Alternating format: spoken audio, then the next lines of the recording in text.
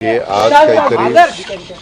आज संध्याकाळी स्वतः निवडणूक आयोगाचे प्रमुख यांनी आपल्या 29 महानगरपालिकेच्या निवडणुका जाहीर केलेल्या आहेत। त्या निवडणुका जाहीर झालेल्या असल्यामुळं सगळ्याच राजकीय लोकांचे कार्यक्रम बदलले। आमचाही शेवटचा कार्यक्रम झाल्यानंतर मी माझ्या दुसऱ्या दौऱ्यावर जाणार होतो, परंतु मग मी इथं थांबलो। माझ्या नंतर मी सर्किट हाऊसला जाणार होतो, परंतु आचारसंहिता त्यांनी डिक्लेअर केली की सुरू होती, त्याच्यामुळे मग मी इकडं आलो आणि इकडं वेगवेगळ्या भागातले लोक, सोलापूर जिल्ह्यातले, आमच्या सांगली मिरज कुपवाड परिसरातले, पुण्यातले, पिंपरी चिंचवडमधले असे लोक येत होते, भेटत होते। उद्या पण सकाळी 7 वाजल्यापासून मी ह्या सगळ्यांना वेळ दिलेला आहे। काहींना कुठल्या प्रभागाच्या बद्दल काही सांगायचं आहे, काहींचं वेगवेगळी मतं। निवडणुका म्हटल्यानंतर कसं झालं पत्रकार मित्रांनो, आमच्या निवडणुका झाल्या, कोणी आम्ही खासदार झालो, कोणी आमदार झालो, कोणी मंत्री झालो, उपमुख्यमंत्री, मुख्यमंत्री, सगळी काही पदं मिळाली आम्हाला। पण आमच्याकरता काम करणारे जे कार्यकर्ते त्यांची ही निवडणूक आहे। एकतर 4 वर्ष निवडणुका झाल्या नाही, वास्तविक 2022ला व्हायला पाहिजे होत्या, त्या 2026मध्ये आता होत आहेत। नवीन कार्यकर्त्यांना वाटतं की आपल्याला संधी मिळावी। बऱ्याच जणांनी आणि त्याच्यात खूप जणांना फार त्याच्यामध्ये कष्ट घ्यावे लागले की आता निवडणुका लागतील म्हणून कुणी कुणी प्रयत्न केले, परत निवडणुका पुढे गेल्या। असं करत करत या जरा सगळ्यांना म्हणजे जे इच्छुक उमेदवार होते त्यांना जरा त्रासच झालेला, ही गोष्ट खरी आहे। पण आता खऱ्या अर्थाने निवडणुका लागल्यात आणि ह्याच्यानंतर माझ्या माहितीप्रमाणे जिल्हा परिषद तालुका पंचायतीचा सुप्रीम कोर्टाने जो निकाल दिलेला आहे की 50%च्या आतमध्ये आरक्षण पाहिजे, त्याच्यात विशेषतः आपल्या विदर्भातल्या, नंतर मराठवाड्यातल्या 2 आणि विदर्भातल्या बहुतांशी आणि आपल्या उत्तर महाराष्ट्रातल्या काही अशा ह्या निवडणुकांचं 50%च्या आतमध्ये आरक्षण आणतील निवडणूक आयोग, कारण सुप्रीम कोर्टाचेच आदेश आहेत। ते झाल्यावर त्याही जाहीर। युतीबद्दल मुख्यमंत्र्यांनी आज विधान केले की पुण्यात राष्ट्रवादी तुमच्या सोबत लढणार नाहीत ते, कारण दुसऱ्याचा फायदा व्हायला नको, एकत्र लढ असं सांगतायत। शेवटी राज्याचे ते प्रमुख आहेत आणि त्यांना जे योग्य वाटतं ते स्टेटमेंट त्यांनी केलेलं आहे। त्याच्यामध्ये त्यांनी जे काही मला त्यांनी काय सांगितलं ते माहिती नाही, परंतु त्यांनी सांगितलं याचा अर्थ चर्चा होऊनच झालेला असेल म्हणूनच ते बोलले। अरे बाबा, मी तिथला कार्यक्रम संपल्या इथं आलो, मी TV पण बघितला नाही किंवा काही मला माहित नाही। मुख्यमंत्र्यांनी काय स्टेटमेंट केलं, मी तर तुम्हाला म्हणतोय की मुख्यमंत्र्यांचं स्टेटमेंट जे झालेलं आहे ते निश्चितपणे आम्ही अनेकदा एकत्र बसतो, चर्चा करतो, त्याच अनुषंगाने त्यांनी केलं असेल। पुणे आणि पिंपरी चिंचवडसाठी काय रणनीती असणार, पुणे आणि पिंपरी चिंचवडसाठी रणनीती काय असणार दादा? त्या संदर्भामध्ये रणनीती निवडणुका लढवायची असणार, दुसरं काही तुम्हाला याच्याबद्दल काही माहिती नाही का की पुणे? अरे बाबा, अनेक विषयाच्या बद्दल आम्ही चर्चा करतो, त्यांनी आता काय तुम्हाला सांगितलं हे मला माहिती नाही, पण तरी देखील मी सांगतो की त्यांनी सांगितलं याचा अर्थ विचारपूर्वकच त्यांनी स्टेटमेंट केलं अजित असेल। पवार यांच्याशी आमची चर्चा झालेली आहे, पुणे आणि पिंपरी चिंचवड मध्ये आम्ही एकत्र लढणार नाही असं ते म्हणाले। ठीक आहे, बरोबर आहे। पवार साहेबांसोबत युती करणार का राष्ट्रवादीची युती?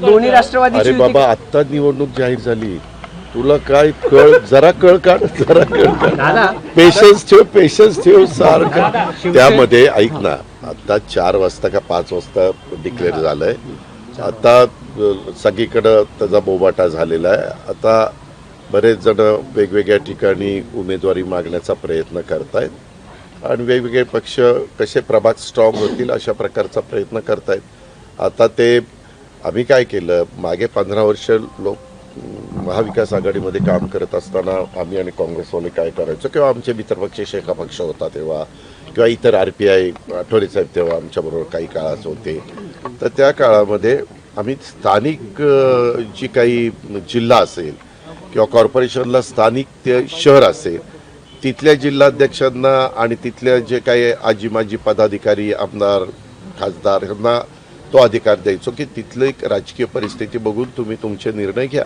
आणि तशा पद्धतीनं ते निर्णय घ्यायचे। आणि निवडणुका व्हायच्या. दादा, महायुतीमध्ये जे नेत्यांमध्ये एकमेकांना घेतलं जाते, म्हणजे शिवसेनेचे पदाधिकारी घेतले जात आहेत, भाजप शिवसेनेचे पदाधिकारी घेत आहे. आज देवेंद्र फडणवीस बोलताना असं म्हणाले की शिंदे आणि आमच्यामध्ये असं ठरले की एकमेकांचे पदाधिकारी पक्षामध्ये घ्यायचं नाही. मात्र तुमच्या पक्षाबद्दल ते काय बोललेले नाहीत. आगामी काळामधले तुमच्या पक्षातले नेते पदाधिकारी सुद्धा घेण्यासाठी त्यांनी ग्रीन सिग्नल दिलेलं आहे. असं तुला ते म्हणले? नाव त्यांनी घेतलं, तुमचं नाव नाही घेतलं. तुमचं नाव नाही घेतलं. मी त्याच्यामध्ये त्यांच्याशी बोलीन की बाबा असं पत्रकार मित्र विचारत होते, कारण माझं त्यांचं बोलणं काल आम्ही दोघं जण नागपूरहून येताना त्याच्या संदर्भामध्ये काही बोलणं झालेलं आहे. परंतु त्यांनी काय बोलावं तुमच्या समोर हा त्यांचा सर्वस्वी अधिकार आहे.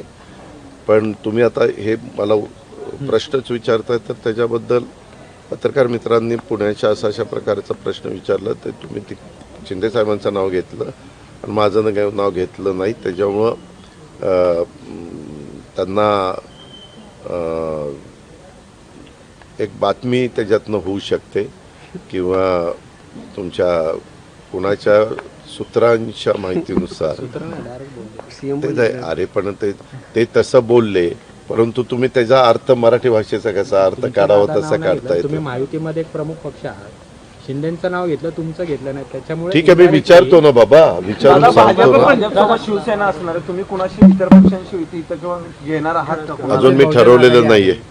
योग्य वेळी योग्य निर्णय घेईन. ठीक आहे, उमेदवारी अर्ज भरायच्या आधीपर्यंत. दादा, ही लढत मैत्रीपूर्ण होणार आहे का? दादा, ही लढत मैत्रीपूर्ण होणार आहे का? चिंचवडचं राजकारण फार चांगलं कळतं कोणाला? तुम्हाला मला आणि अजित पवारांना पिंपरी चिंचवडचं राजकारण फार चांगलं कळतं. दुसऱ्यांचा फायदा होऊ नये म्हणून आम्हाला वेगळं लढायचं. ठीक आहे, मुख्यमंत्र्यांनी सांगितलं ना, मुख्यमंत्र्यांनी विचारपूर्वक त्याचं उत्तर दिलेलं आहे. तुमच्यामध्ये मैत्रीपूर्ण लढत त्यामध्ये तुम्हालाही माहिती आहे की 25 वर्ष ती महानगरपालिका मी सांभाळलेली. तुम्ही अनेक तेव्हा तुम्ही पत्रकार पण नव्हता, तुम्ही विद्यार्थी होता आणि त्याच्यातनं त्यावेळेस त्या शहराचा कसा सर्वांगीण विकास केला हे आपण सगळ्यांनी बघितलेलं आहे. परंतु दुर्दैवाने माझ्यातलेच बरेच जण 2017ला बाजूला गेले आणि त्यामुळं तिथं भाजपच महानगरपालिका आलेली आपण पाहिली. दादा, आम्ही नव्हे पत्रकारित आहेत, पण तुमचं काम आम्ही बघत होतो. म्हणजे अनेकदा पिंपरी चिंचवड मध्ये तुमचं नाव घेतलं जायचं. आता पिंपरी चिंचवडचे कार्यकर्ते म्हणतात की दोन्ही राष्ट्रवादी एकत्र लढू. आता तुम्ही त्यांना नाही सांगणार. कुणाला सांग? पिंपरी चिंचवडचे त्यांचे कार्यकर्ते म्हणतात की आम्ही दोघं एकत्र लढू. अरे मी मगाशी काय तुम्हाला सांगितलं की आम्ही महाविकास आघाडीमध्ये साधारण त्या जिल्ह्यावर अधिकार द्यायचो. आता जिल्ह्यात कोण कोण काय काय ठरवतंय ते माझ्याकडे माहिती येईलच ना.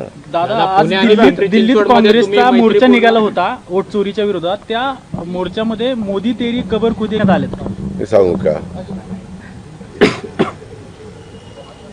स्वर्गीय यशवंतराव चव्हाण साहेबांनी तुम्हाला मला जो सुसंस्कृतपणा शिकवला आणि राजकारणामध्ये सत्ताधारी विरोधक हे चालत असतं, परंतु पातळी कुठली ठेवायची असते ह्याचं भान सर्वच राजकीय पक्षांनी ठेवलं पाहिजे.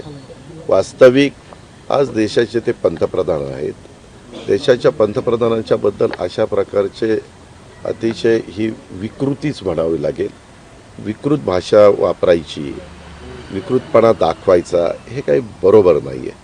ही आपल्या भारताची संस्कृती नाही, ही आपल्या भारताची परंपरा नाही आहे.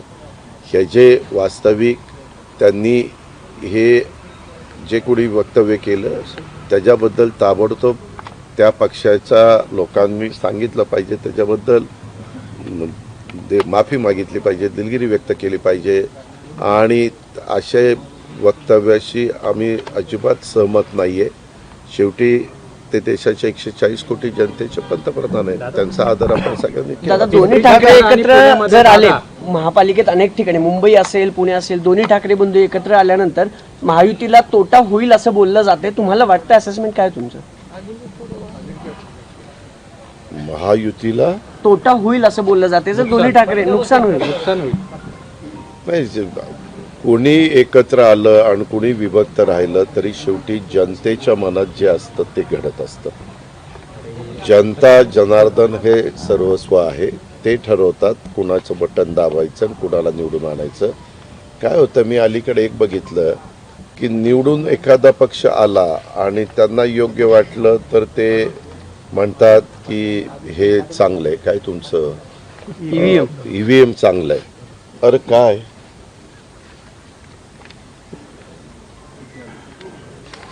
ईव्हीएम चांगलं आहे अशा पद्धतीनं काहीतरी ते बोलतात आणि जर नाही म्हटलं तर पराभूत झाले की म्हणायचं ईव्हीएमवर दोष ढकलायचा, हे पण बरोबर नाही. कारण तुम्ही बघा ना, महायुतीला आम्हाला लोकसभेला 31 जागा आमच्या पराभूत झाल्या, अवघ्या 17 जागा आल्या. त्यावेळेस त्यांना सगळ्यांना ईव्हीएम चांगलं वाटलं. आम्ही ईव्हीएम बद्दल काही बोललो नाही, कारण तो जनतेने दिलेला कौल होता. परंतु तोच लाडक्या बहिणींच्या निर्णयामुळं आणि शेतकऱ्यांच्या निर्णयामुळं बदल झाला 5 महिन्यांनी, की लगेच ईव्हीएमला दोष द्यायला सुरुवात केली. पण एक गोष्ट मी मान्य करीन, काही काही ठिकाणी दुबार नावं, तिबार नावं किंवा एका मतदारसंघातली नावं दुसऱ्या भागात अशा गोष्टी झाल्या आणि त्याचा अनुभव सगळ्यांनीच घेतला. म्हणजे याच्याबद्दल मी रवींद्र चव्हाण साहेबांचं पण स्टेटमेंट ऐकलं. माझ्याकडे पण बऱ्याच तक्रारी आल्या. मी पण माझ्याकडे तक्रार आल्यानंतर त्या जिल्ह्यातल्या जिल्हाधिकाऱ्यांना सांगायचो की तपासून घ्या, किंवा माझ्याकडे पण काही असे पुरावे दाखवले गेले, फोटो तोच पण 3 ठिकाणी 3 नावं, उगीच किरकोळ असा बदल अशाही पद्धतीनं झाल्या.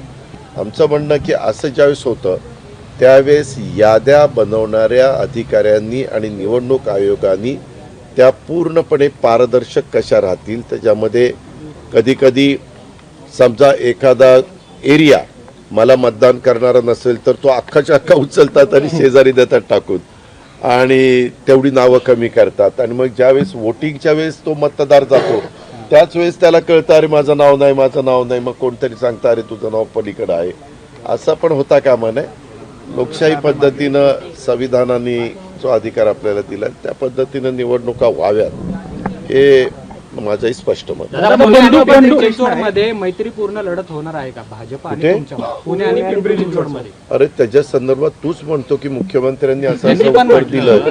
आता मग मुख्यमंत्री आज सर्वसर्व आहेत भारतीय जनता पक्षाचे, त्याच्यावर त्यांनी सांगितल्यावर तसंच होणार ना. तुम्ही राष्ट्रीय अध्यक्ष आहेत तुमच्या पक्षाचे, म्हणून तुम्हाला त्या संदर्भात मुख्यमंत्र्यांनी सांगितलेलं तेच फायनल असेल.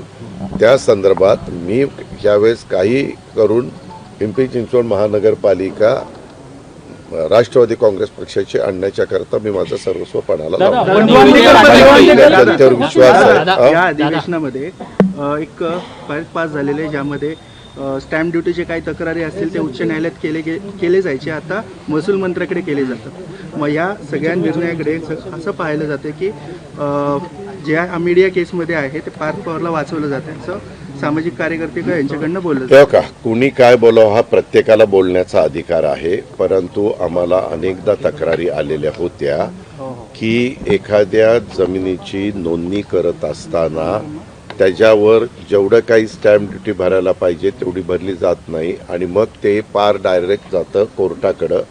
वास्तविक सहकारामध्ये जसं एखादी गोष्ट त्या खात्याच्या वरिष्ठ अधिकाऱ्यांनी वेगळी काही केली तर त्याच्याबद्दल मंत्र्यांना हेरिंग घेण्याचा अधिकार असतो, तो अधिकार ठेवला. आणि त्याच्यानंतर त्यांनी कुठलाही निर्णय दिला तर महसूल मंत्र्यांच्या निर्णयाच्या विरोधात तुम्हाला हायकोर्टामध्ये जाण्याचा अधिकार आहेच.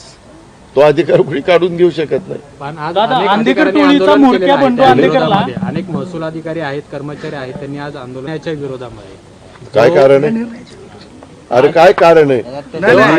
निलंबित केले तहसीलदार आणि नायब तहसीलदारांना. अरे बाबा तू ना वेगळं सांगतो, त्याच्यामध्ये तू वेगळं सांगतोय, हे वेगळं सांगतायत.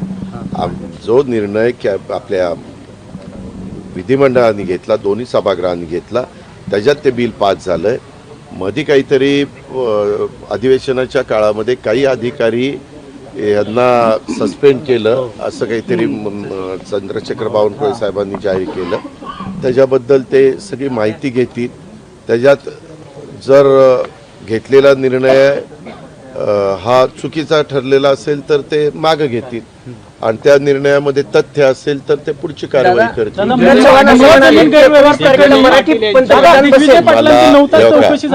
मी काही ज्योतिषी नाहीये. अरे मी काम केलंय म्हणून काय सगळंच तू याच्याबरोबर काम केलं म्हणजे सगळं तुला याचं माहिती आहे. अरे मला काय माहितीये त्यांनी कशामुळं हे स्टेटमेंट केलं, त्याला ते अर्थहीन स्टेटमेंट आहे असं माझं स्वतःचं मत आहे. दादा, मुंडवा जमीन गैरव्यवहार प्रकरणी दिग्विजय पाटलांची पिंपरी चिंचवड पोलिसांनी 9 तास चौकशी केली. ज्या वेळेस एखाद्या बद्दलचा निर्णय पोलीस घेतात चौकशी करण्याचा, तो चौकशी करण्याचा त्यांचा अधिकारच आहे. त्यावेळेस त्यांनी चौकशी करायची असते, ज्यांची चौकशी करायची असते त्यांनी सगळी म्हणजे पूर्णपणे त्यांना चौकशी करायला सहकार्य करायचं दादा, असतं. अंधेकरांचं काय ठरलंय का? ते कोर्टात त्यांनी याचिका केली होती की आम्हाला निवडणूक लढवायची आहे, म्हणजे अंधेकर परिवारातलं कुणीही दोघं, कोर्टाने परवानगी दिली. आता ते राष्ट्रवादीकडून लढणार असं कळतंय.